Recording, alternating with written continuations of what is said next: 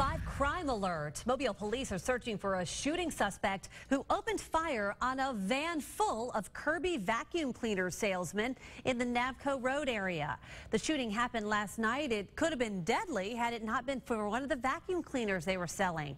News 5's Cameron Edgeworth explains. A group of vacuum salesmen were wrapping up work last night when a suspect opened fire at them. We were doing our job and we got in a bad situation. That's all I could say. I don't know why it happened. Daniel Giovanazzo says the suspect fired randomly. One of the salesmen was shot and the group of men quickly drove away to try and get to a hospital. He told us that he had got shot, pulled up a location to get him to the hospital. Unfortunately, our tire was shot. The group ended up having to pull into the Family Dollar store at the intersection of Navco Road and McVeigh Drive, where they called police. The victim was taken to the hospital with non-life-threatening injuries. The situation could have been worse if one of the vacuum cleaners did not stop one of the bullets from hitting the salesman. That's amazing.